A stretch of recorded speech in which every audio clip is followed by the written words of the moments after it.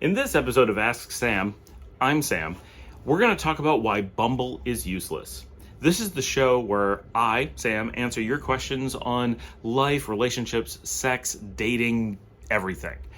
Bumble is an online dating mechanism, a lot like Tinder, but it's got something unique about it.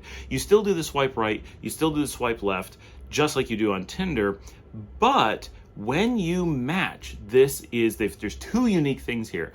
One is that there's a timer. From the time you match, you get about 24 hours. I don't know the actual number. I think that's correct. 24 hours in which to initiate a conversation. If you don't do so within those 24 hours, it's going to time out and the match is gone, which is honestly weird because a lot of people who use dating sites aren't that active on them. They're not checking in every 24 hours. And honestly, as a person who has a life and does things with his time, you'll notice I do these episodes late at night. That's why it's dark. This is an outside window because I have a lot going on. This is the only time that I get to put together a few episodes. So I try my best, but I'm busy.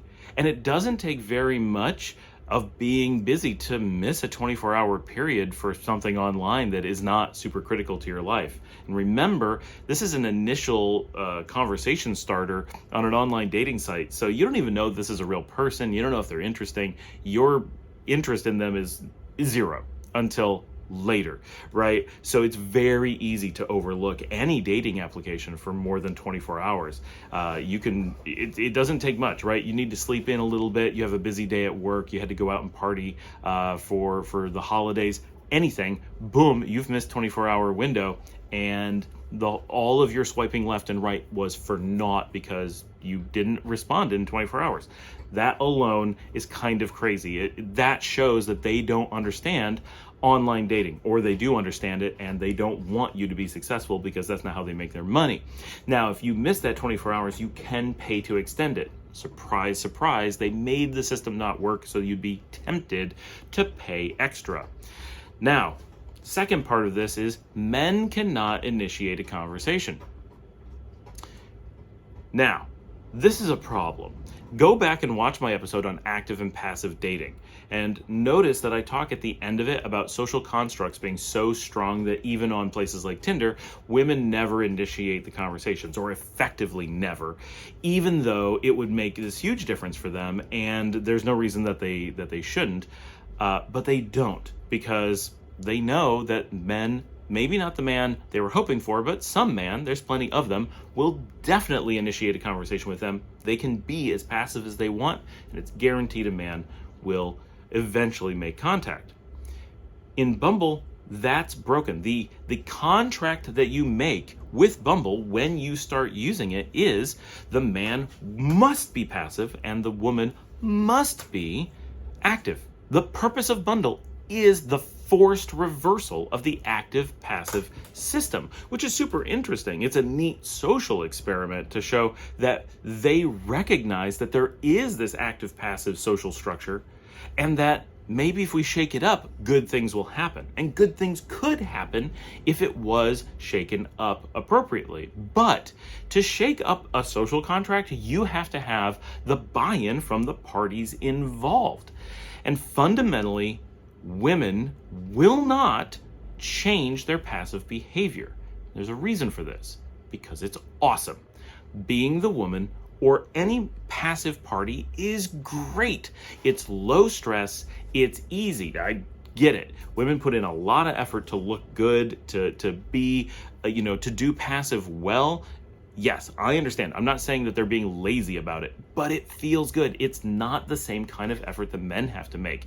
It's low stress effort, right? Putting on makeup, choosing a nice outfit, going to the right bar, sitting on the right stool, all that's very low key. Yet no moment is it stressful. At no moment is it hard. It may take a lot of work. You may spend hours getting makeup perfect, hair perfect, dress perfect, heels perfect. It may actually hurt walking in the heels, but it's not super painful. It's just at any given step, it's uncomfortable.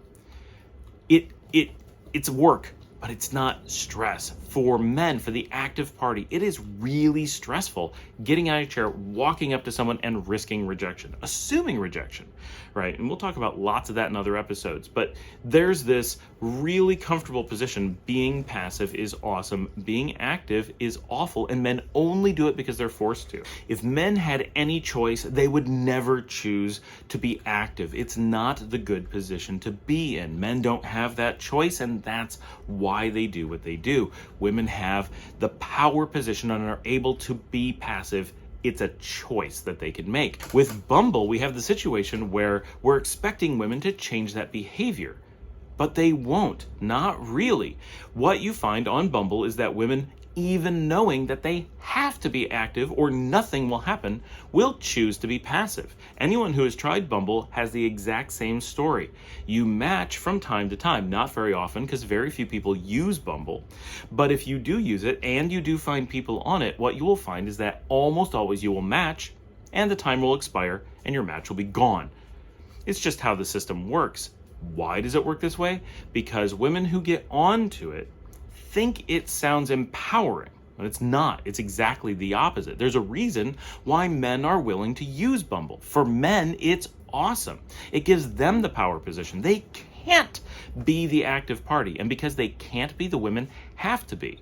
That's what men want. So Bumble, while it sounds like it's empowering for women, is anything but, and women are promoted, the product is promoted to women as if it's for women, which is crazy. Any woman who actually spent time and looked at Bumble will be like, oh my gosh, this is the worst thing ever. I already had what I wanted with Tinder and OKC and Match.com and just going to the bar or being anywhere. All I had to do was be a woman and men would come after me, and I don't have to do any particular work. May have to look good, I'm not saying zero effort, but you don't have to do anything, be stressful, worry about rejection, worry about picking the wrong guy. None of that is something you have to worry about as a woman under normal circumstances. With Bumble, it puts all that pressure, all that work, all those problems on the woman. Both women who can simply say, why would I do this? Once they get in there and realize, oh, that was a 24-hour ticker, I've got to respond. They're not going to do that because now they're like, why would I do that? I have all these avenues to not have to do that. I don't want to do it here. And they are not trained to do it. Men have a lifetime. We have many lifetimes, right? We have this intrinsic knowledge of the universe handed down generation to generation. Here's how you approach women. Here's what you do to meet someone. Here's how you actively date. We're trained this way from the earliest age. We've spent our entire lives knowing we're going to have to actively date. So we're ready for it. We still don't like it, but we're ready for it. Women, when they are presented with this in Bumble, are suddenly like, oh my gosh, what do I even do? Right? Even if they were willing to do it, they're stuck with what do they do? They have no idea. They have no training for it. They have no experience in it. It's completely unknown. It would work if they did it, but very, very, very few women will do it for the two reasons we said. One, it forces them to be active when they don't have to be. Yeah, it forces them inside the app, but they can just stop using the app, go anywhere else, and get millions and millions of men who are willing to put in the effort for them. They can just go to Tinder, they can just go to OKC, whatever. They don't have to do anything. The world will come to them. So why stay on Bumble? And even if they are willing to do it on Bumble, women are generally not as active on dating sites as men. And traditionally, they don't need to be there every 24 hours. They don't have to be watching it for the next, because the man's going to respond. There's going to be lots of men responding. They have the pick of all the men who respond, and they can do it anytime, and the man will always be ready and waiting. Yes, maybe he talked to a few women and ended up falling for someone before you responded. But you know what? There's so many men going after any woman who has an active profile. It doesn't matter if you missed one. Sure, yeah, missed one. Was he any good? I don't know, right? The fact that you missed him doesn't matter. There's so many to pick from that there may be a good one, maybe a bad one. There's just no reason to worry about the ones you lost for women. For men, any girl who passes by that you missed because you weren't available at the right time is a big deal, because there's so few women in the system and so very few that respond, right? So because of this, women are not prepared for that 24-hour clock. I mean, men aren't very well prepared for it either. 24 hours is really fast in the world of online apps.